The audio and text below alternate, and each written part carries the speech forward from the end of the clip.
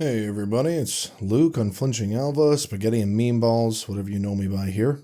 So today we've got a little bit of a different video for you guys, quite substantially longer than what you're used to, but me and Zach wanted to go through and talk about all the games we played this year. Now originally I had put a rule in place for us, which was it had to be games other than our catch-up category, had to be games that came out this year. However, Zach just threw that rule out and picked any game that he really got into this year, and honestly, I'll let it fly. Either way, like I said, this video is a little bit different. It's going to be way more chill. There's not too much editing. I just kind of got some trailers, a little bit of game footage here and there for some of these games, but mainly we're just talking more kind of like podcast style. So if you just want to throw this on the background while you're doing something, feel free to do just that. This is part one. It's going to go through our catch-up games, so games that came out several years ago that we're catching up on, 2023 games that we played, the most played together games, and our most played games. And then the next video will focus on our top 5. Whole reason is because top 5 is really, really long, and this whole video was going to be like 2.5 hours long, so I had to trim it way down and split it into 2 parts just for simplicity's sake. But hope you guys enjoy. I'll pass it on to, well, me and Zach here. Thanks, guys. Okay, Zach, how are you doing today, buddy? Doing good, doing good. I've had my coffee. I've had my cake chocolate donuts. Excellent. So we are good to go. Oh, yeah, your quick trip donuts there. Dude, I got scammed though. So I went to get a regular Mountain Dew, just a regular Mountain Dew bowl. Except my medical issues have kept me from doing that. Boy, I've been jonesing for a beer. I've still got some Spotted Cow left, and dude, I'm eyeballing it. Like 70. Yeah, you only gave me like 70 of them, but either way, we're here to talk about the games we played. We'll talk our alcoholism. And our about that. Maybe your alcoholism. I mean, I'm fine. I have enough for both of us, you know. Yeah, there you go.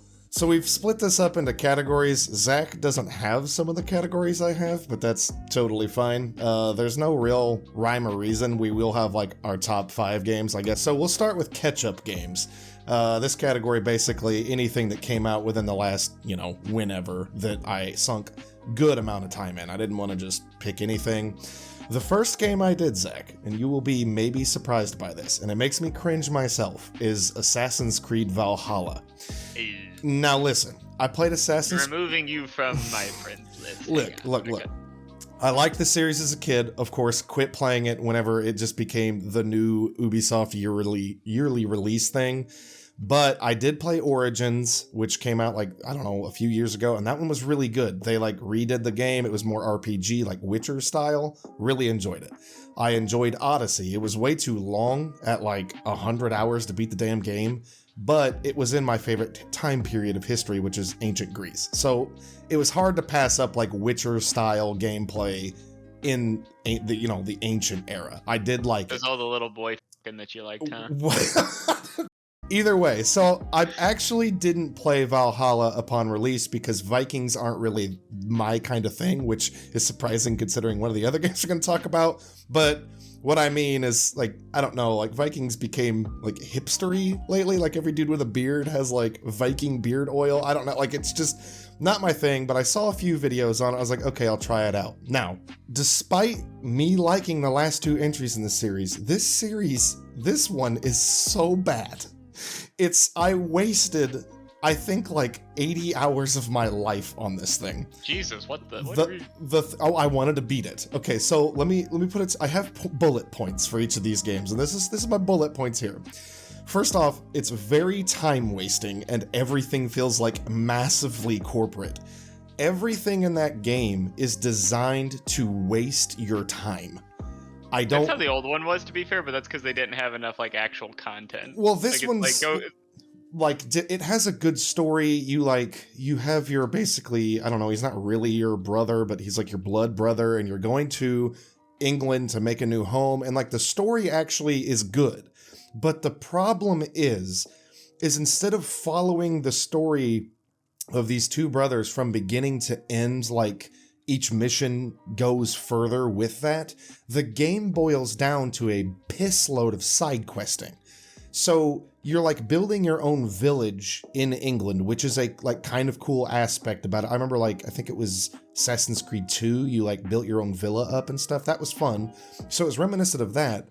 But the problem is the game has these great story hooks in it, but it's like, oh, actually, but you need to go forge an alliance with these guys in our neighboring county, and that's going to take like 12 hours. And it's just, it feels like there's 15 hours of actual story, but like 80 hours of like side questing.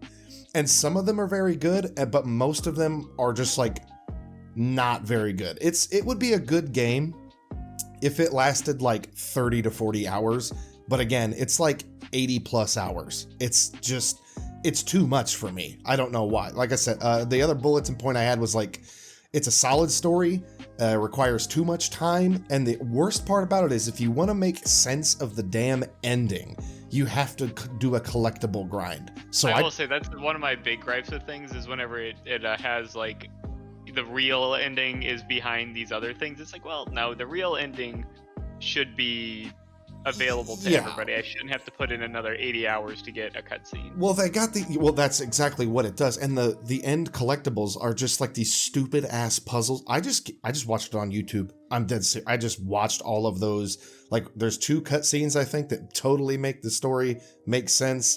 And there's also just a bunch of bloat. Like there's an extraction mode in Assassin's Creed now where it's like, well, okay, a roguelike mode, I guess I should say. Oh, I see. Where you fall asleep and you enter a dream realm and you play as Odin, and the further you get in the level, the more stuff you get when you wake up. But it just feels like, why am I doing this? Because the story is like pressuring you into saving some people. I won't spoil it just in case, but like, I never played another. No, I know you're not, but like, yeah, but that was my thought. I didn't play any of them until Origins, because everybody, I've talked to a few people IRL and they were like, actually, I hate that I'm saying it, but they're pretty good. Like if you liked The Witcher, try Origins. So I tried it and I did enjoy it. And it's not long. I beat it in like 40 hours and was like totally satisfied. Odyssey was really long, but again, it's a solid story from beginning to end. I mean, it's nothing, like it's not a 10 out of 10, but I think those 2 are worth playing. This one, again, avoid it. If you are like an Assassin's Creed fanboy for whatever reason still today, just watch the story cutscenes. However, it's going to be like 50 hours of cutscenes and it's going to be very confusing. But either way, I will move right on because the taste in my mouth is getting bad. Let's get on to good games that I catched up on now. Well, so like Monster Hunter World, just because, I mean, I'm a big fan of the Monster Hunter series since way back when. Been playing it since the PSP era, so... But yeah, me and my brother went back to Worlds, having a fantastic time, have sunk like another 150 hours into this other character, and honestly, we're not even really done. It's just other games have come up since then, so we've been prioritizing those.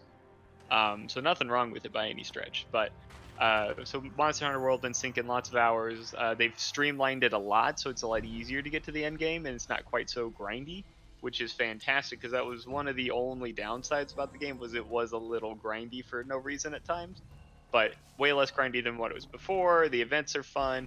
Just been a great experience overall. And the new Monster Hunter game just got announced, so it's a good time to be a Monster Hunter fan. Obviously, just recently got the first video for it, so we'll see what it actually ends up being. But that's probably my biggest catch-up game. Right. I'm in the permanent state of catching up on RuneScape because that's all RNG based on whether or not you get anything there. So that's just a permanent catch-up. I've got 3 more of these. I'll just spam through them right quick. So the next one that I catched up on that came out, I think in 2020 or 2021, was Going Medieval.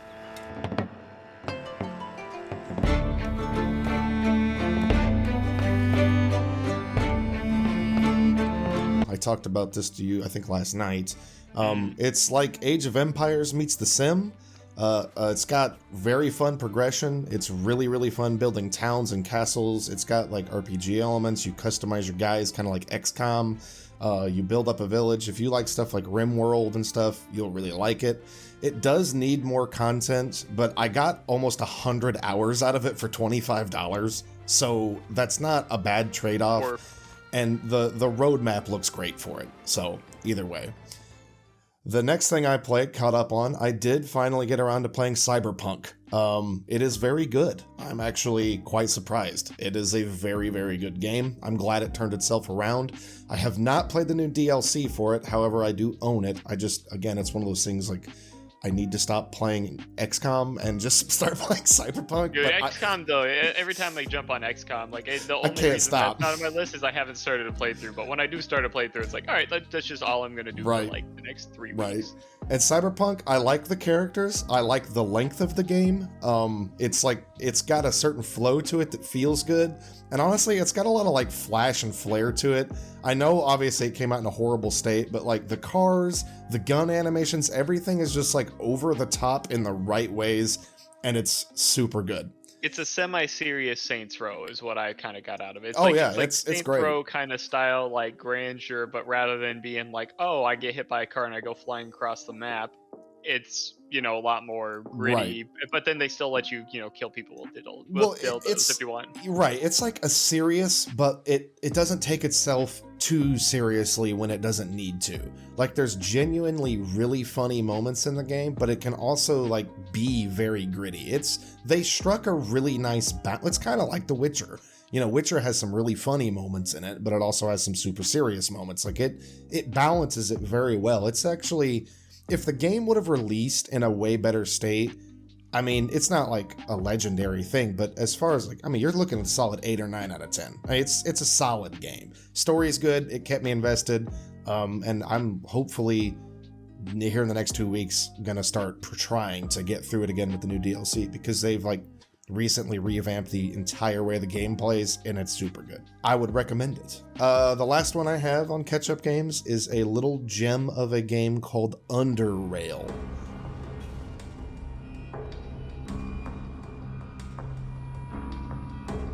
It's basically Metro meets classic Fallout.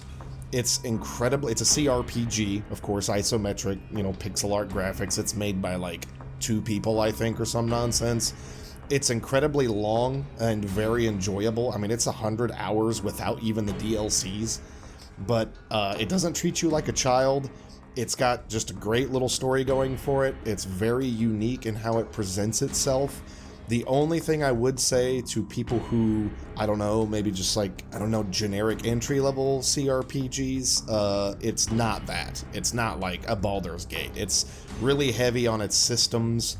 It's a little bit heavy on the RNG. The one thing I will say, like, save scumming is a feature of that game, not like a bug or anything. Like, save scumming, like the combat either gives you great RNG and you win, or it gives you terrible RNG and you just lose. Like, there's no in between with it, but you have to strategize and know what's going on. There's some great build synergy. When I played Fallout 1, because I bought like the Fallout 1, Fallout 2. That was my only issues. Like on the initial, like when you first venture out, you can get some pretty hard encounters that were just impossible, and I got stumped. So like 3 times in a row, I got encounters that I just had no way of like surviving through. Yep. So I just gave up on the game for a long time. Then I went back to it, started playing it a little bit, and it's an old game. It's good, but it has its problems. But well, that's exactly how I was with Underrail. I bought it at the beginning of the year, and I played it a little bit, and I was like, it's just not clicking. And then for some reason, I played Baldur's Gate 3 and just wanted a CRPG. Like, we'll save our discussion for that later, but I wanted to play a CRPG again, so I played Underrail and just like got into it, and it kicks ass. Like, it's complicated enough to where you feel smart while playing it, and like every decision matters, but it's also kind of like, I guess hard would be the way. It's a challenge. Like, the game doesn't hold, even on the easiest difficulty, the game is just like, hey, don't wander off into like stupid directions or you will die. It's like, oh, well, that's cool that the game, it doesn't keep you from doing that. You can literally stealth through entire sections, but I do like the fact that the game's like not for children, I guess. It's just like, here's our game. If you don't like it, we'll just go play something else, I guess. So whatever. Either way, Underrail, I sunk a lot of hours into it. If you like CRPGs and you don't mind like pixel graphics, it's not the most like beautiful thing to look at, but dude, it's a solid game. So I'm gonna check that out. Yeah, check it out. It's great. That's it for my catch-up games. So I guess we'll go on with the game. Your mustard games. My what? your mustard games. Oh my god. I'm ending the call right now. I have to find a new person to start YouTubing with. All right, well, do you want to start off the games by release, or do you want me to? My first game was January 27th as the release date. Marauders, I mean, that's kind of one that we picked up this year. That was last year. Was it last year? Yeah, it came out in October last year, you dummy. Shoot. Well, I started playing it this year, so to me it came out this year. No, you started playing it with me during the alpha test last fall. They don't need to know that. They don't need to know that. Okay, you got really into Marauders this year. That's a fair thing. It's a really good one. I've never played a a Tarkov-like kind of style game before, so I really enjoyed that. I don't know, just the maps are fantastic. It's got a good diversity of the maps. Just all feel really great. They all feel appropriate. There's a lot of character and everything, like things that aren't necessarily useful to you, but like tell a story. I enjoy the snot out of that. But yeah, so Marauders was just a great one. Playing with you was fantastic. The space battles, the looting, it's just all fantastic. It's such a good experience. And the fact that, really there's no catch up to ever be played. You can run around with a club and just deck people and wreck people. That's the nicest thing about that game. It's just the fact that you can pick it up and play it. Like, it's not... You can have literally nothing and still have a fantastic time. There's not a lot of things that let you do everything with nothing if you so choose. Right. So I enjoyed the snot out of that one. So I played the Dead Space remake. Not much to say. It's a good game. I mean, it's Dead Space. I played through it in the past, on super hardcore mode. So I've crawled through that game. I just didn't feel like I needed to do that again. I've accomplished that. I really see the one thing I really played it for, which I don't really like supporting remakes, but at the same, and especially because it's EA, but at the same time, it's a shame that we don't get single player games like this anymore. Everything has to kind of be this battle pass nonsense these days. So just going back in time kind of and playing the Dead Space remake just felt good. It doesn't take too long. It's just fun. Everything's handcrafted and paid attention to. It's good. I would get it on sale because it is short, but I mean, I'm going to replay it several times. I just really liked Dead Space as a kid too. So that helped. Either way, yeah, it's Dead Space. You can't really go wrong with it. It's a recommend for me. About the third game. Oh my god, don't get me started. The other one is Hogwarts Legacy. I don't have much good to say about it. So really? Okay.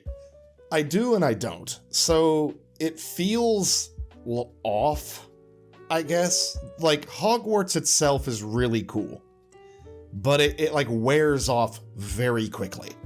You start to you see the magic armor, and I'm not a Harry Potter nerd, so don't, if anybody listening to this is, don't, yell at me for not knowing the names of everything.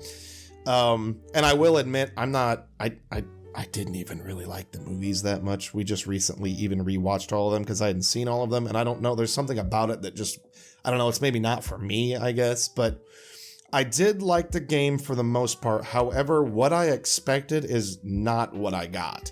So, you're not even really a student at Hogwarts. You're just kind of, running off and doing missions. You go to, 3 or 4 classes the entire game. And that feels very weird. It was fun for the 60 hours I put into it, but I have, no desire to play it again. Which is strange for an RPG. I generally will do, a secondary run-through and do, maybe an evil run-through or just choose different things, but it doesn't really matter in that game whatsoever. So you're not really missing out. It's okay, get it on sale if you're interested, but don't. It feels very mid after playing it for 20 hours. The veneer starts to kind of wear off, and you see it for what it is, which is an okay game. It also has a problem where all of its side quests basically boil down to Ubisoft collectibles, which sucks. I also didn't really particularly care for the story.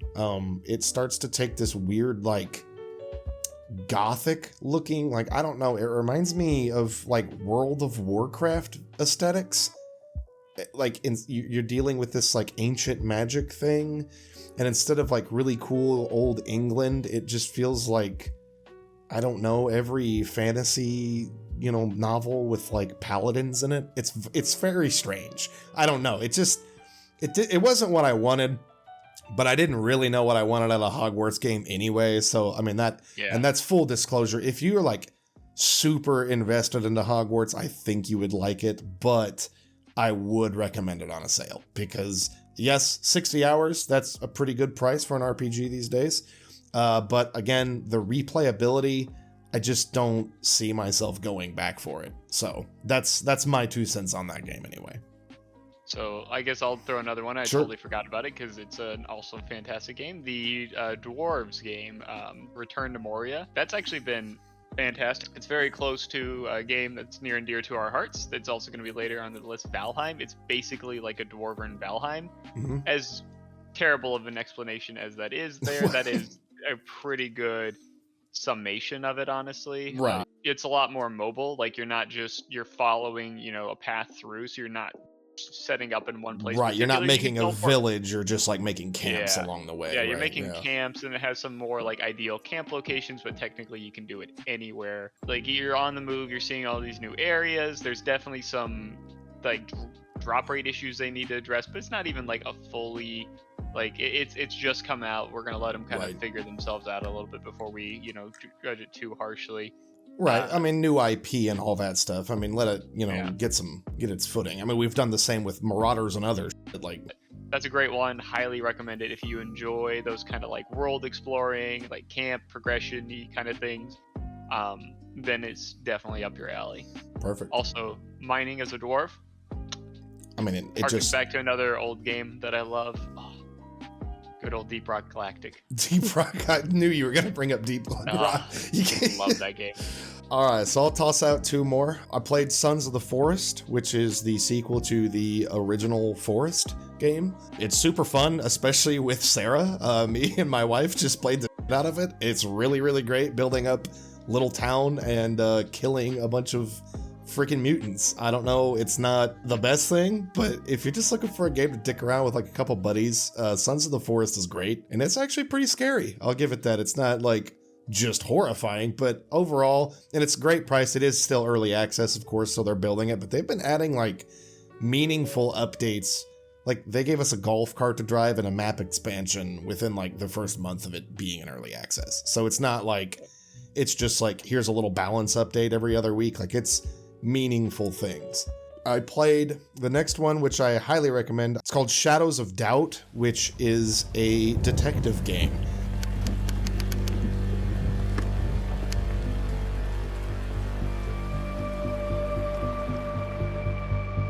But it's like a sandbox detective game in like a cyberpunk kind of Blade Runner vibe. Like it's always dark and raining everywhere, and it's very like noir about it.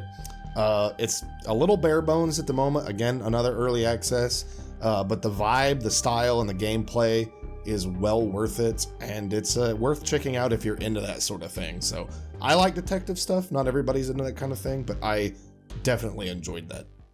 I did play a lot of Dredge. That was just more of a cute game. I don't know, like it was more about the vibe and the fact that there's not a lot of Cthulhian style games out there, honestly. Like, right, yeah. I like at no point did I ever really feel scared or unsafe in the game. It was just it had a lot of. It's the only thing that I felt that recently or even in years it's actually had like a decent Cthulhu-esque kind of vibe. Right. Yeah. I dig the shit out of that stuff, but most of it's so corny and jump scary. Yes. Yeah. They're none of them are really good. So this was a good vibe game, but I'm not gonna call it like a great game. I personally love the Cthulhu vibe. Even just like harkening back to like Call of Cthulhu, like it's just I just love the kind of the spookiness of it and kind of this like extraterrestrial kind of stuff about it. Just love it. I mean, Call of Cthulhu is like my favorite, tabletop RPG too. So I mean, it's just. I know the only thing I can really think of other than like I know Frogware Games. They also, speaking of like detective games, they make all those Sherlock Holmes games. I know they had several years ago a game called The Sinking City, which was like like straight up like Shadow over Innsmouth. And then they had a recent game, I think it's like straight up Sherlock Holmes mixed with Lovecraft, but I don't know if either of those are good. I got another one. So it's perfect. Not everyone's cup of tea, but Warhammer 40k Darktide. Okay, yeah, I forgot about that. I loved the original, kind of the actual, OG, swords one. The name Vermintide 2 was personal faves. Yeah. We played through it a lot. It's a lot of kind of the same thing, but it's once again fun to feel the progression. They did a good job with finding a way to kind of make it a little bit better in the end game. Like they had kind of a roguelike kind of section, but it kind of threw mechanics in that you needed to carry stuff. Like it was a good little addition to it there. So I feel like hopefully 40K is going to also age in kind of a similarly good way. Right. It wasn't great out of the gate because there was a lot of like connectivity issues. That's what I was gonna ask. Is that settled now? Yeah, it's pretty well settled. It's very, if you enjoyed like Left 4 Dead 2, it's very much just Left 4 Dead 2 in the 40K universe. There's still like the witches equivalent. You can't go wrong with that, classes are fun bro. to play. People online are still toxic as hell, which is the real thing. But that's just online games in general. Right, I mean, so that's yeah. nothing personal against the game, but it's very visually, it feels very good and very gritty and very Warhammer. And there's a lot of Warhammer games, and most of them are terrible. So the fact that this one's decent, like not great, but it's decent, Right. I enjoy. I guess a shout out to Remnant 2. It doesn't feel like it has the replayability of Remnant 1, but I feel like it's got a lot of potential in it. This kind of, adventure-based looping dungeon kind of thing. They just need to get a way to make the replayability feel like a little bit better. They're just almost there. They're 90% of the way there. It's not quite there what the first one was, but I have faith that they can like actually fix her up and get her running well. Perfect. But that's just a small shout out. Still a good game. Needs a little work. Okay, perfect. Well, the last two I have here and the games I played on release, opposed obviously keeping the other ones for my top 5. I played Amnesia: The Bunker. How was that? It was great. I played the OG, like, what is that? The Dark Descent, Amnesia Dark Descent, and the one everybody loved.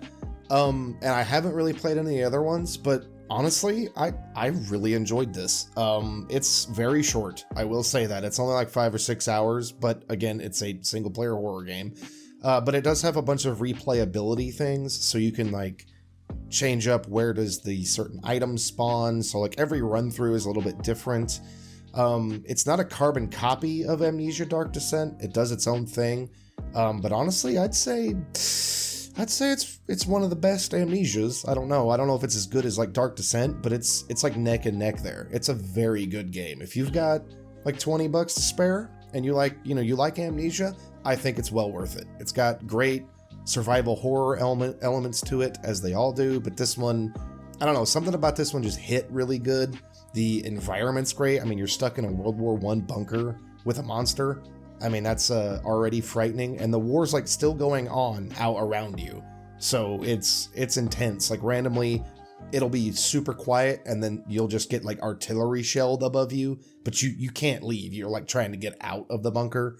It's really good. I would highly recommend it for sure. For the price point and the amount of times you can replay it, it was very fun to play. So my last one, which is one we both can slightly talk about, we haven't sunk too many hours into it, but I did want to mention it, was Party Animals, which came out on September 20th. Obviously, really fun with your friends online. Price is solid. I mean, it's $20 for all of that.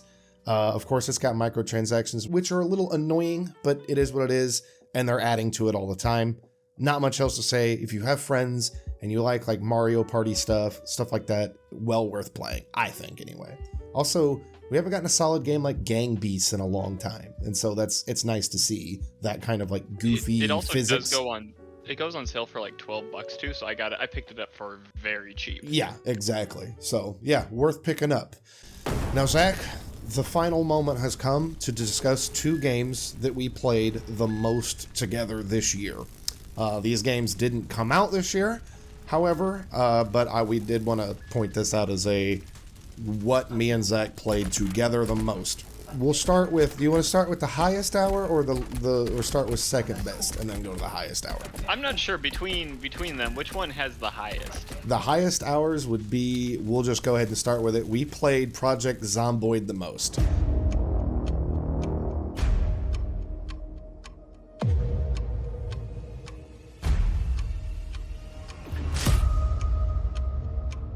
We had a server running for over 271 hours.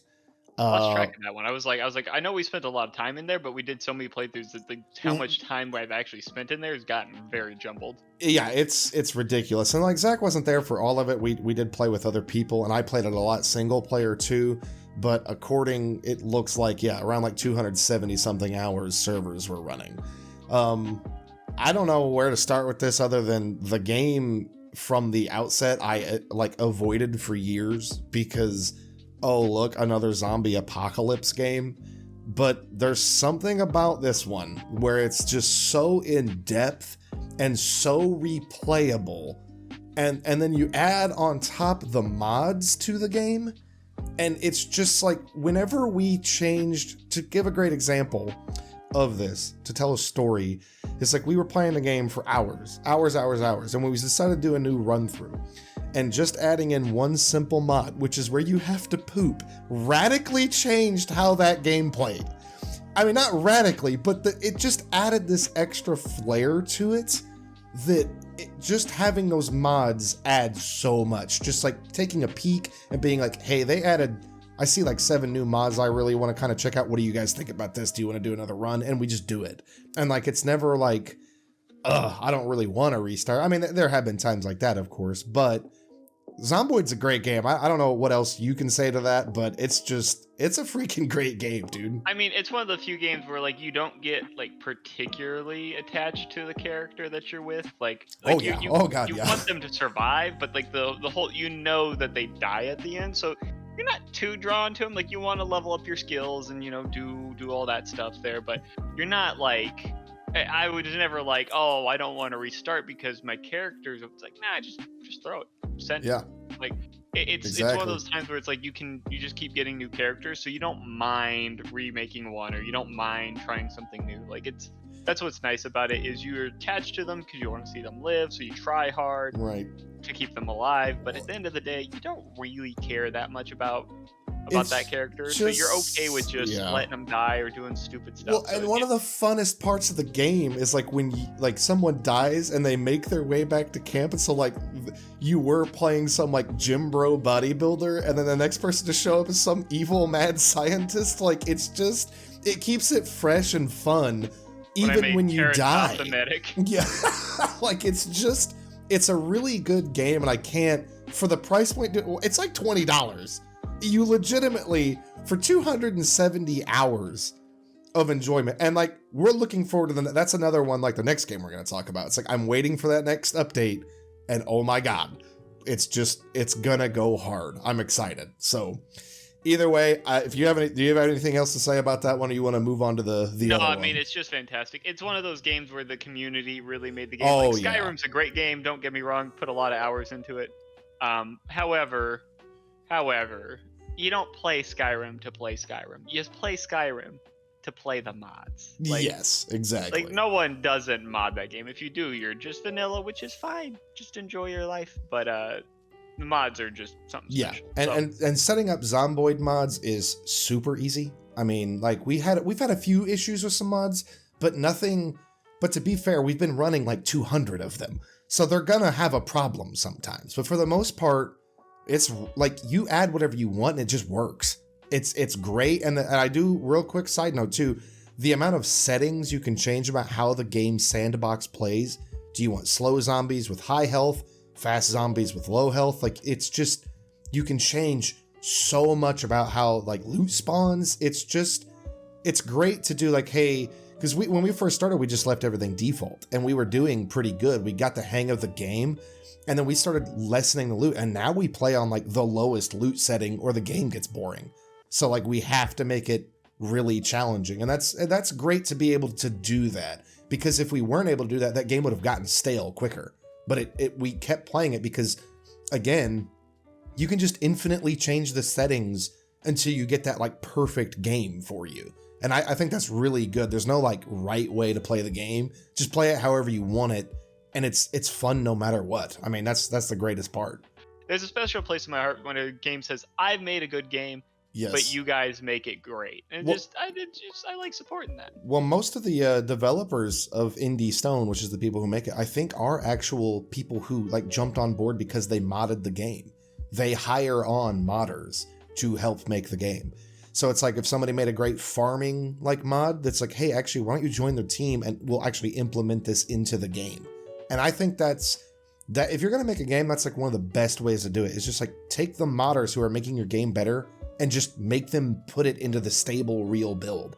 Like, that's a great idea. And I just love that game, and I can't praise it enough. You ready to talk about what's next, Zach? We know what's next. Valheim. Why don't you start us out on Valheim? Give us some opening thoughts on Valheim. I mean, it's just got such a good. So I mean, vibe. We keep saying the word vibe, but the aesthetics of it are great. It kind of approaches that, you know, the no nonsense. It's not holding your hand. Like, it gives you the crow to give you like a direction to run in. But for the most part, it lets you do whatever you want. So however you want to play the game, at the pace that you want to play the game, is up to you. And a lot of the learning is done by just getting out there and exploring. Like, you just go out there and you start making stuff. You're like, oh, well, now I can make this, and that leads you on this other path. And you realize you need this other resource, so you go get a bunch of that. Then you find some new stuff. And it's a natural paced exploration that never feels like it takes too long or too short. And it's got a great home building aspect to it. You can build just a little shack in, you know, the ruins when you can. Or a giant mega church like I did. Or you can build a giant mega church and you're like, oh, I made the base too big, so I guess we're just making like a 4-story house. That's just what we're doing now. Yeah. So it's just such a fun combination of, you can be super hardcore and there's like a lot of like min-maxy aspects to it, but you don't have to do anything. You can just play the chef. You can play the meat maker. That's something I wanted to. That's exactly what I want to say. Like, while me and you were out gathering materials and fighting monsters, like, Sarah was just like back at base farming and cooking and decorating. Like, it's great, but that doesn't feel like she's just like dicking off. Like, she's actually helping us while doing that. So it doesn't have this thing to where you feel like, of course, we would all gather up to fight the boss of the next zone, which that's what it is, by the way. Like, you just in case you haven't played Valheim, you start out in a biome, you have to beat the boss of the biome, and then you move into the next biome, which gives you better resources. And you just keep doing that. I think there's 5 or 6 total biomes right now, but I think the game will eventually have 8, I believe, because there's like grasslands or meadows, then there's dark meadows, forest, black forest, swamp, plains, and then mistlands. So it's 5 mountains too. Mountains, yeah, mountains. 6. So 6. So mistlands, and then they're gonna add in a like true snowy, like an Arctic place, like the Great North, I think is what it's called. And then they want to add in, I cannot think of the name of it right now, but it's like a fiery volcano land. Something I did mean to mention, we played it for almost 150 hours and didn't beat it. We were close, but even after, and we only started over once, I think. And we found a nice balance too. I really like the fact that some days we would get on and literally just build and have fun and dick around. And then other nights it's like, all right, let's grind out some materials. Let's start trying to work towards the boss. And it never feels like you're in a hurry to do any of that. It's just like, you want to sit around and build houses with your friends? Do it. You want to build like a garden with them? Do it. Do some of your people want to go sail longships while the others are doing like grinding materials, and then another friend wants to farm? That's all of that. You work together. Like there's a huge personal skill aspect of it. Yes. Once again, it's combat's everything always great. harkens back to Dark Souls. Like, you can beat Dark Souls at level 1, or you can beat it at level 200. Like, most of the zones you can have the gear for, but if you're not comfortable in it, you're going to get smeared across the ground if you don't know what to look for. You don't know how to navigate. So starting off, like when you first enter a zone, like I remember when I first got Black Forest, it was so spooky. Now Black Forest is home. I can run around. I feel confident. I can remember swamps and the Draugr. I mean, that's like, it's such a learning curve. But once you figure out, the enemies are so distinct that once you figure it out, though, it's great. It just feels the combat is not. See, like, I think that's a problem I have with a lot of survival games. Is the combat is like Minecraft, Skyrim nonsense. You just like, everything's like butter and you just walk up until its health bar depletes. But like Valheim has good combat, and so everything in that game is just firing on all cylinders. Like, the building is great, the world building is great, the combat's great, everything is great about it. And it all just freaking works. And I mean, again, 150 hours, and I also think that game's pretty cheap too. You can't go wrong with Valheim. Like, you just cannot do that. It's great. It's a shame we didn't pick it up earlier, because I think it came out like 2 years ago. It But did, but yeah, they've been doing this like yearly update kind of again, thing. I think it's kind of like Zomboid, where the team is very small and works at a very slow pace, which again, I'm fine with. Make the game you want to make. I don't need an update every 2 weeks with minor changes and fixes. I would rather have Valheim add like a new biome and a pistol of weapons than, you know, a couple small updates a year. And I think that's the way Zomboid is and Valheim. They both have like one update a year. So you could wait on Valheim, but at the moment, I don't think you should. I mean, that's my point too, is it's not early enough for me to say hold off, because it has enough content that it still makes me excited, and I don't feel like we are necessarily waiting for more content. I mean, we are, but it's not like, this is fun, but let's wait till it has more. We didn't even max out the Mistlands. Like for the most part, only you and I had really been running around it, and even then, I had only gotten to where I felt semi-comfortable in there. Granted, I'm not sure I can ever feel comfortable in the Mistlands. Like swamp and stuff, once you know how to navigate, once you know how to avoid the enemies, it's fine. But Mistlands, the environment's just hard to navigate no matter what. The enemies are abysmal, and they're tenacious. And then there's just big mega bosses just roaming, and once they catch you in their sights, there's like almost no getting away from them without murdering them. It's Jover. Insane. It's so Jover when it's that, dude. All right, so I'm gonna move into my most played game this year. It was not Marauders. Sorry to disappoint everybody. It was XCOM 2. Let's go XCOM 2. The world you once knew is no more. Earth is now ruled by the Advent Coalition and their alien masters. I added another 400 hours this year to XCOM 2, which we needed to explain something, I guess, right quick. Me and Zach are men who both have full-time jobs and, like, families. So we don't have children, but we do have significant others and stuff like that.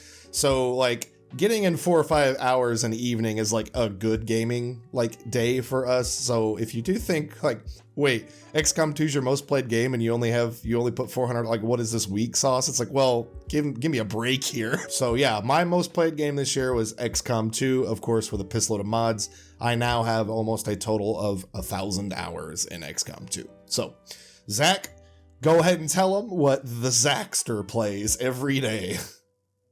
I mean, it's RuneScape. It's always RuneScape.